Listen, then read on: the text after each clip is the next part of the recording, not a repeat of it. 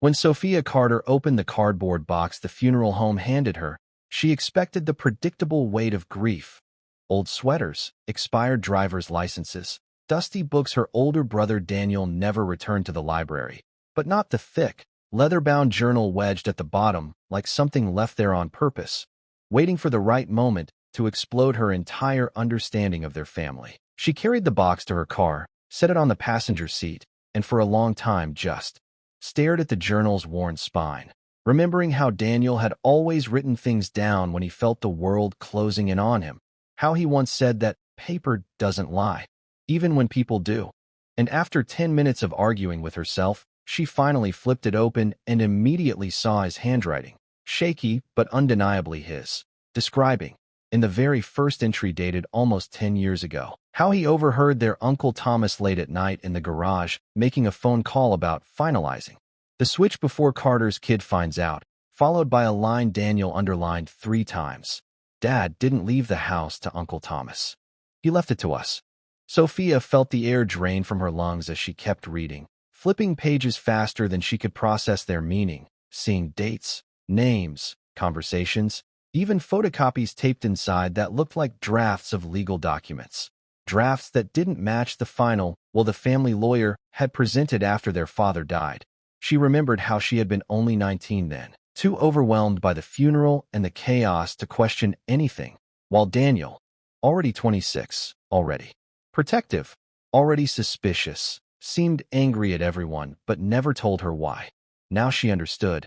He had known, or at least suspected, that their uncle had orchestrated a fraudulent transfer of their father's house, the house where they grew up, the house they had been told their father didn't want them burdened with.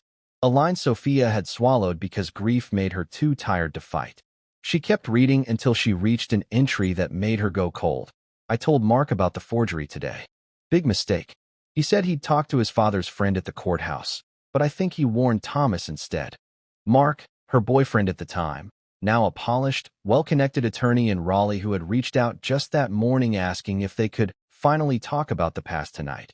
Her pulse hammered as she read the part where Daniel wrote that Mark had been present during a closed-door meeting between Uncle Thomas, another relative, and a man Daniel referred to only as the fixer, someone who was paid to make paperwork disappear and signatures appear. She slammed the journal shut for a moment, just to catch her breath, staring through the windshield at the funeral home parking lot, realizing that this wasn't just a story about a stolen inheritance. It was a conspiracy involving multiple people she once trusted, people who had shaped her life, including the man she once thought she would marry. Eventually, she forced herself to keep reading, reaching a later entry written only a few months before Daniel died, in which he hinted that the cover-up had grown far worse than a forged will. If Sophia ever finds this, if anything happens to me, she needs to know that Thomas didn't act alone. They keep records. They keep proof. And they think I have it. Her breath hitched, her vision blurring as she reread the words, trying to understand whether Daniel had been paranoid or genuinely afraid, remembering how his final months had been marked by stress, weight loss, vague mentions of being followed, and the sudden car accident that took his life, an accident she had accepted as fate but now replayed with suspicion. She skimmed the last pages, noticing that the handwriting grew messier, the entries shorter, as if he had been rushing or hiding while writing them, until she found the final line that made her whole body tense. If she reads this, she must not meet Mark alone. And as if on cue, her phone buzzed, the screen lighting up with Mark's name and a text. Heading to Raleigh tonight. Dinner at 7 like we said? I think it's finally time we clear the air. Sophia stared at the message, the journal heavy in her lap, her heart thrashing with equal parts fear and determination, realizing she had just stepped into a war Daniel had fought alone for a decade, a war she never knew existed until now. And dinner tonight might be far more dangerous than a simple conversation about the past. Sophia drove home with the journal on the passenger seat like a live grenade, her fingers tightening on the steering wheel every time she replayed Daniel's warnings in her mind. And by the time she pulled up to her small townhouse outside Raleigh, the sun was already dipping low, turning the neighborhood into long shadows and uneasy quiet. She carried the journal inside, locked the door behind her, and immediately spread its pages across her dining table, arranging them in a rough timeline. Noticing patterns she hadn't seen in the car, dates when Daniel had visited the courthouse, times when Mark had suddenly canceled plans, notes about conversations Daniel overheard between Uncle Thomas and a judge who had since retired, and a particularly chilling entry where Daniel suspected that someone had broken into his apartment but taken nothing, which he believed was a warning rather than theft. She ran her fingers through her hair, pacing the room as she thought about calling the police. But then she saw the part of the journal where Daniel wrote, "Law enforcement isn't safe." Someone in the sheriff's office helped Thomas bury the original will. That single line paralyzed her options, leaving her with only one certainty. If Daniel had been right, the moment she told anyone official, she would become a target.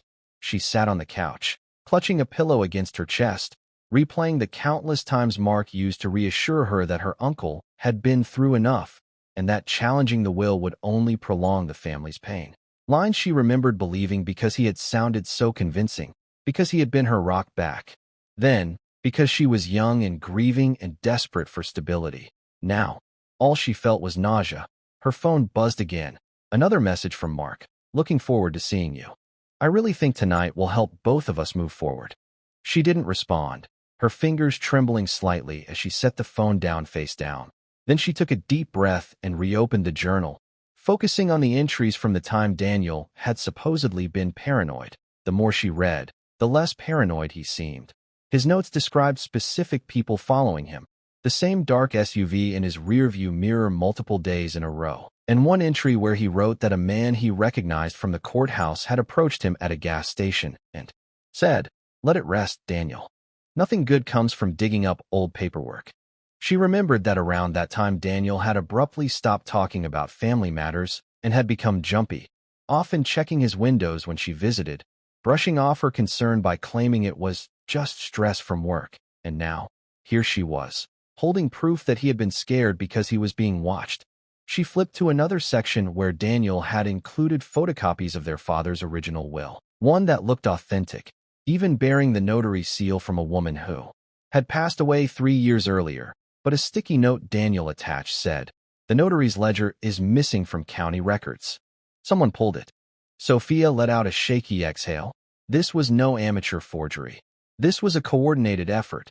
She walked to the kitchen, poured herself a glass of water she barely touched, then returned to the table and noticed something else. Daniel had written about a safe deposit box their father kept at a small local bank, one Sophia had never known about, and according to the journal, Daniel had visited it shortly before his accident, leaving frustrated when he was told someone else had already accessed it. With a signed authorization form that Daniel insisted was fake, the entry ended with, "If the key is gone, they got what they wanted. But I don't think they found everything." Sophia felt a sob tighten in her throat, not because of fear this time, but because she could picture Daniel, worn down, alone, fighting so hard while she lived her life unaware.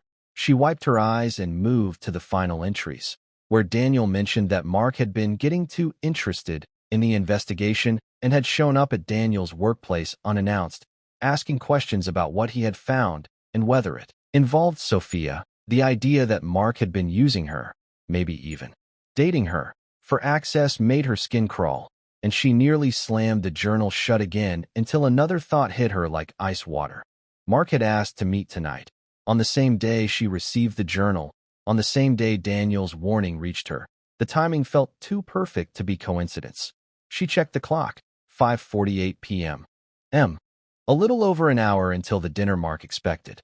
She considered canceling, but canceling might tip him off that she knew something. And if Mark really was involved in what Daniel described, he wouldn't take that lightly. She walked to her bedroom, opened her nightstand drawer, and pulled out a small recording device she used for interviewing clients at her nonprofit job, testing it to make sure it worked. Then she changed into neutral clothing, nothing fancy, nothing memorable, and stood in the mirror trying to steady her breathing as she practiced sounding normal. Her phone buzzed again. "Just got to town. Still good for 7? She typed back, fingers stiff, "Yes. See you soon." Then she grabbed the journal, tucked it into a canvas tote bag, slipped the recorder into her coat pocket, and headed to the door, pausing before she stepped outside, suddenly realizing something Daniel had written near the end. "If they think Sophia knows, they won't wait." In that moment, she felt the weight of every choice ahead of her. Dinner might be the only chance she had to find the truth, or it might be walking straight into the same trap Daniel never escaped. But either way, the war he fought alone was now hers, and there was no turning back. Sophia arrived at the little restaurant Mark had chosen, a quiet, dimly lit bistro tucked between a florist and an insurance office, trying to steady her breathing as she scanned the parking lot, noticing a black SUV idling across the street with its headlights off, a detail she tried to ignore as she forced herself toward the entrance.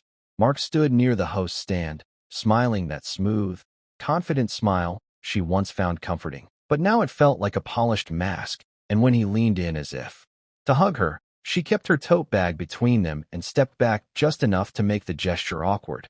He didn't comment, just gestured toward a booth in the back, close to the kitchen doors, a spot where servers, noise, and movement could easily mask a conversation or a sudden exit. She slid into the booth, her coat still on, her hand brushing against the small recorder in her pocket, and Mark sat across from her, folding his hands as if preparing for a negotiation rather than a reunion. "You look tense," he said, voice soft but probing, and Sophia shrugged, pretending to glance at the menu even though she couldn't read a single word. The server poured water and left, and Mark immediately leaned forward, his tone shifting. "I heard about Daniel. I'm sorry. I know you two were close." The mention of Daniel's name made her chest tighten, but she forced herself to meet his eyes and say nothing, letting the silence hang until Mark shifted again, clearly uncomfortable.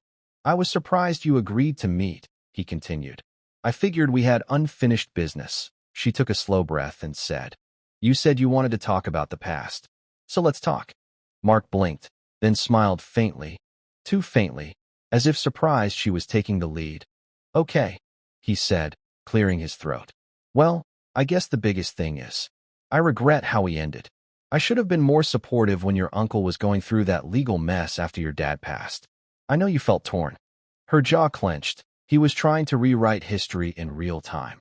He wasn't asking about Daniel's journal or the house or the will. He was testing her. She reached into her tote bag and pulled out nothing but a pen, clicking it absently to hide her shaking fingers, then said casually, "Funny you mentioned my uncle. I found some of Daniel's old papers today." Mark froze. Not completely. Not enough for an untrained eye to notice. But Sophia saw it. The slight tightening of his jaw, the brief flick of his eyes toward her bag, the way his fingers curled against the table. "Papers," he repeated, too calmly. "What kind of papers?" She leaned back, pretending to consider her answer, then said, "Legal stuff. Notes he kept. Old documents about the house." Mark nodded slowly, masking his reaction with a sip of water, and said, "Daniel always liked chasing ghosts. He was convinced there was some conspiracy after your father died. But you know how he was." Sophia felt a spark of anger. Mark was repeating the same pattern everyone used to dismiss Daniel. But now she knew Daniel hadn't been paranoid at all. Before she could speak, a shadow fell across their table, and a man roughly her age slipped into the booth beside her without asking, flashing a quick apologetic smile to Mark as he set a badge on the table face down. "Sophia Carter," the man said quietly. "My name's Detective Aaron Whitaker. I need a word with you. In private." Sophia stiffened in shock, but Mark reacted faster, his expression tightening in irritation rather than surprise. Another red flag. And Mark said, "Detective Whitaker again? We've already talked about this. She's not involved in any of—" "I wasn't talking to you." Whitaker cut in, turning fully towards Sophia, lowering his voice to a near whisper that still carried urgency. "Please. Outside. Now."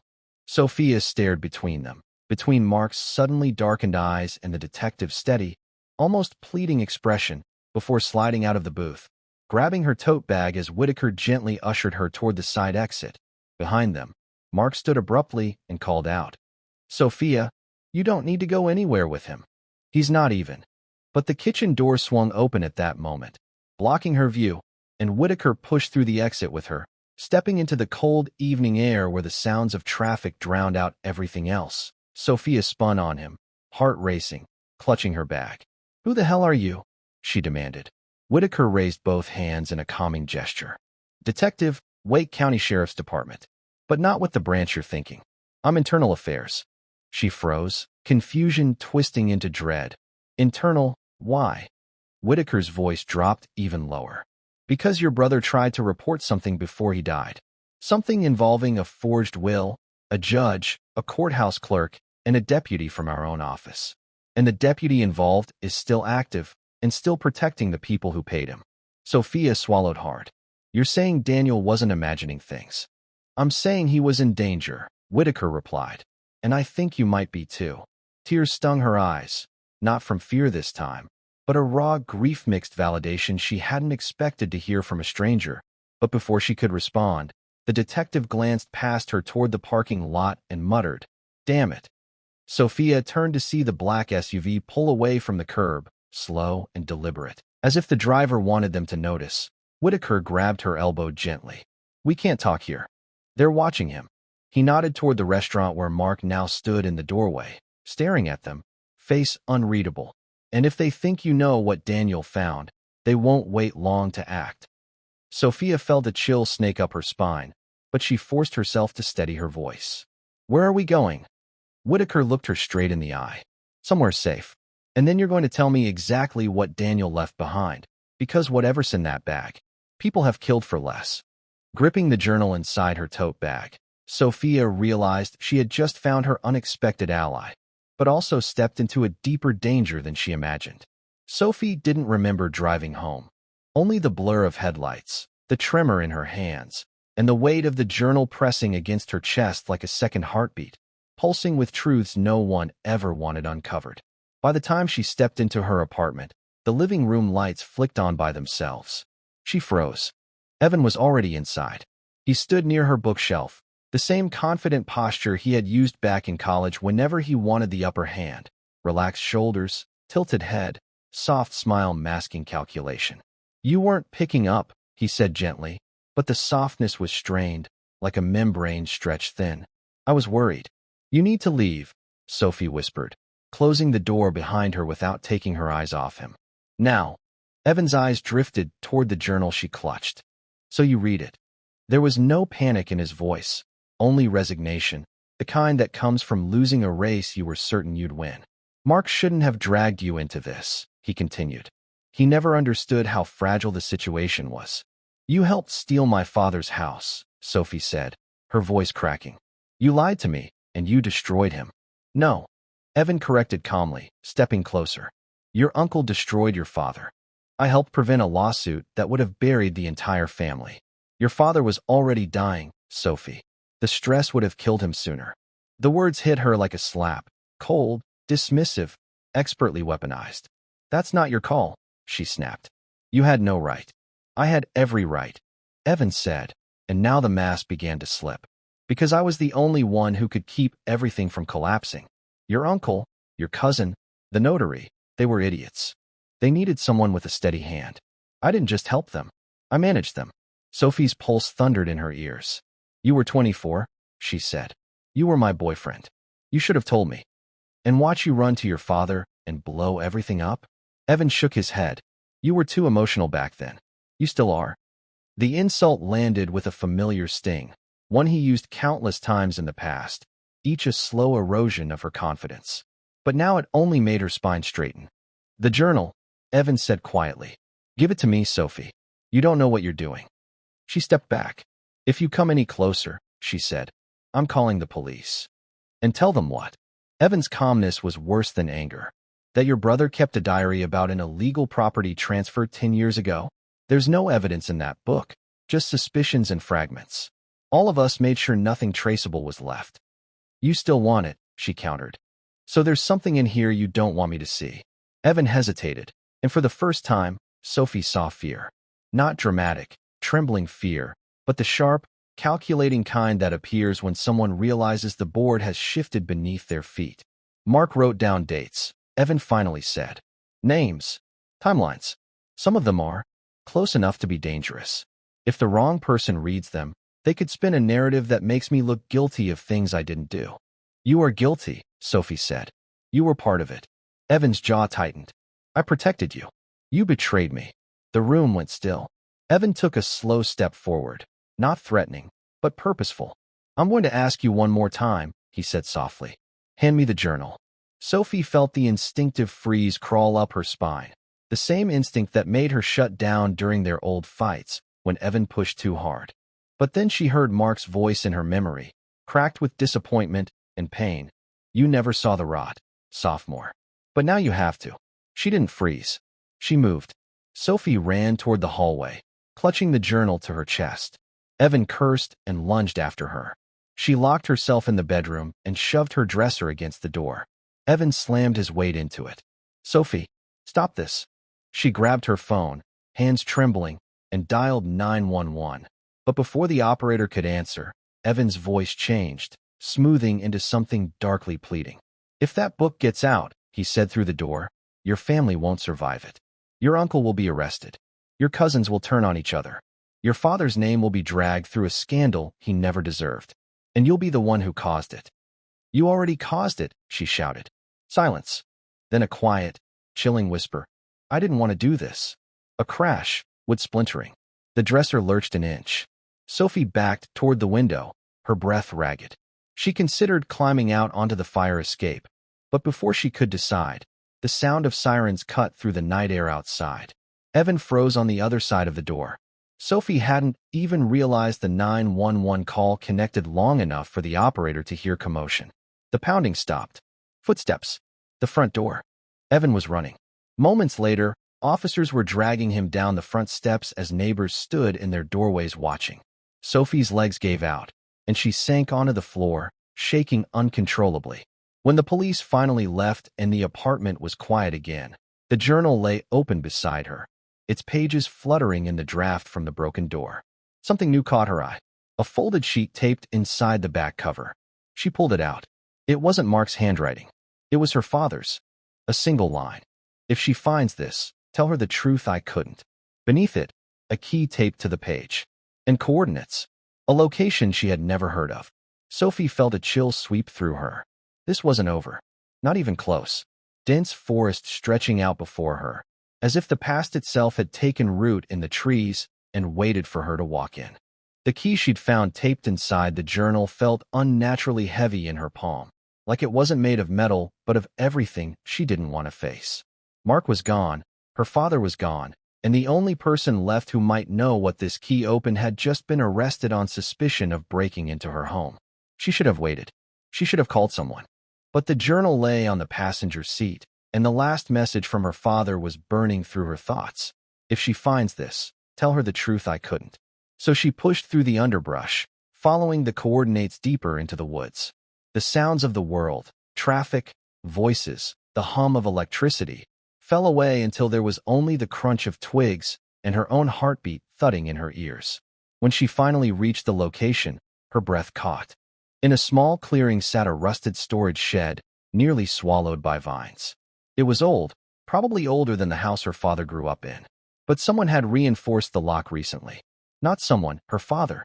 The padlock was shiny, new, and identical to the ones he used on his workshop cabinets. Her hands shook as she slid the key inside and turned it.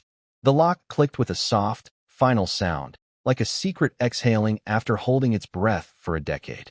Inside, it was dark and musty, but what stood out immediately were the boxes, plastic, labeled, organized. Her father's handwriting on each piece of tape. Carter Estate, original documents, notary correspondence, medical records, bank transfers, affidavits, and one box at the bottom, the only one unmarked. Sophie dragged it into the light and opened it. Her heart nearly stopped. Inside were the originals of the house deed, her father's actual will, and a letter addressed to her uncle, never mailed. The letter detailed, in her father's tired, meticulous words, how he knew the family had pressured him during his illness, how certain friends of the family had tried to confuse him into signing documents he didn't understand, how he had suspected the will he signed wasn't the one written by his lawyer. But the truth hit hardest in the final paragraph. If anything happens to me before I can fix this, look to the ones closest to you. Someone you trust is not who they appear to be. Sophie felt the sting of tears hot on her cheeks. Her father had known. He had known and been too sick to fight it. And Mark had pieced it all together after their father's death, gathering the documents, tracking the forged signatures, and storing everything here because he knew keeping them at home was too dangerous. He had been building a case, quietly, obsessively, alone, hoping to one day give it to Sophie when she was strong enough to handle the fallout. She reached into the box again and found one more item, a flash drive taped inside an envelope with Mark's handwriting on the front. Do not trust Evan. Do not trust anyone who worked with Uncle Ray. Her knees nearly buckled as she read it. He had been trying to warn her. He had tried to protect her from exactly what happened last night. But before she could even process the weight of it all, she heard the crunch of footsteps behind her. Sophie spun, heart ricocheting against her ribs. Evan stepped into the clearing. He looked disheveled, wild-eyed, dirt on his sleeves like he had been running through the woods for hours. You shouldn't be here, he said, breathing hard. You shouldn't have come alone. Stay back, she warned, clutching the unmarked box to her chest. The police are looking for you. The police don't know anything. Evan snapped, but then softened his tone, like he always did when he wanted control. Sophie, listen. Those documents are dangerous. You think they'll save your family, but they'll destroy everyone. They'll bury you in court battles for the next 10 years. You don't get to lie to me anymore, she said fiercely. My father knew what you did.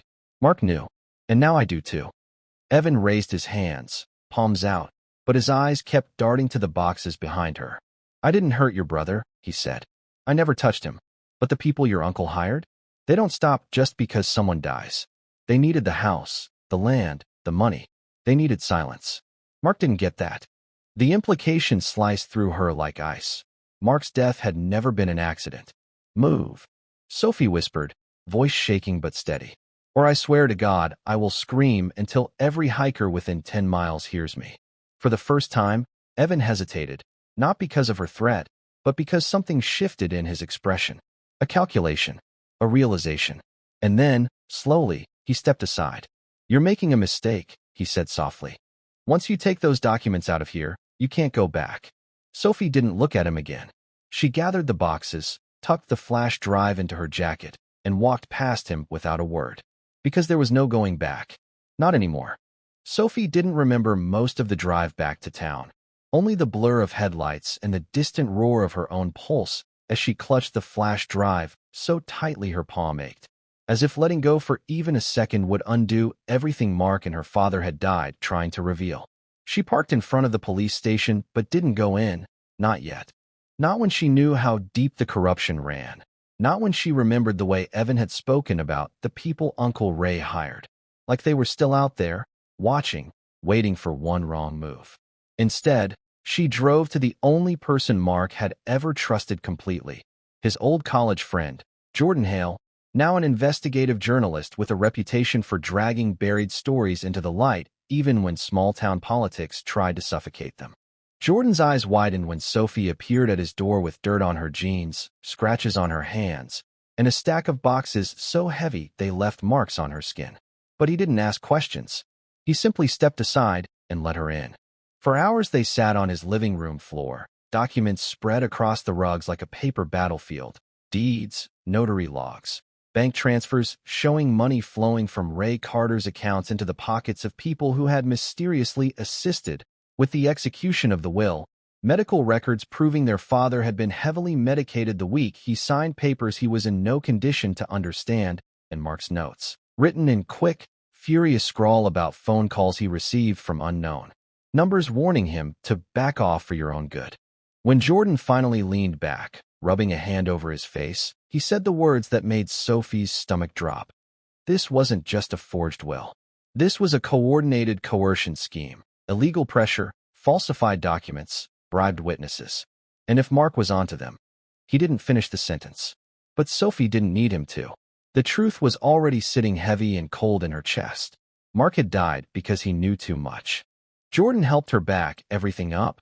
Multiple encrypted copies, cloud storage under layers of passwords. Because if the last 24 hours had taught her anything, it was that evidence had a habit of disappearing when powerful people wanted it gone. By dawn, Jordan had drafted the skeleton of an exposé, a piece that, once published, would tear open the Carter family legacy and expose everyone who had clawed at it like vultures. Sophie read every word, her throat tight, her mind replaying her father's shaky handwriting. Someone you trust is not who they appear to be. You still need to go to the police, Jordan said gently. But we're going public the moment you walk out of that station. Once this story hits, nobody will be able to bury it. Sophie nodded, exhausted but resolute. She wasn't the same woman she had been yesterday morning, the one who thought her family's worst secrets were faded shadows buried in the past. Now she understood they had never faded. They had just been waiting in the dark. She drove to the police station again, but this time she felt steady, anchored by the weight of truth instead of fear. When she handed over the evidence, the officers looked stunned, then nervous, then hurried. Phones ringing, doors opening and slamming shut, quiet whispers spreading like a fire through dry brush. She gave her statement, answering every question with clarity she didn't know she possessed. And when she stepped back outside, the air felt different, lighter, colder, sharper. Jordan called 10 minutes later. "It's up," he said, "and it's already spreading." By afternoon, her Uncle Ray's driveway was lined with police cars. By evening, half the town had read Jordan's article. And by nightfall, Sophie's phone was vibrating nonstop with messages from cousins, neighbors, people she barely knew. All of them shocked, horrified, apologetic. But she ignored them. She sat on her porch with the journal in her lap, looking at Mark's handwriting, running her fingers over the indentations of the words he had squeezed onto the final pages. "I'm doing this for her. She deserves to know," she whispered into the quiet. "I know, Mark. I know everything now." For the first time in years, the house didn't feel haunted. It felt restored, not fixed, not healed, but honest. And that was enough. Because the truth didn't rebuild families, but it stopped the rot from spreading. As the sun dipped behind the hills, painting the sky gold and crimson, Sophie closed the journal for the last time, not as a woman trapped in her family's lies, but as someone finally free of them. And somewhere deep in the woods, in a clearing marked only by a rusted shed and the ghosts of secrets once buried, the silence settled, not as a threat, but as the end of a story that should never have been hidden in the first place.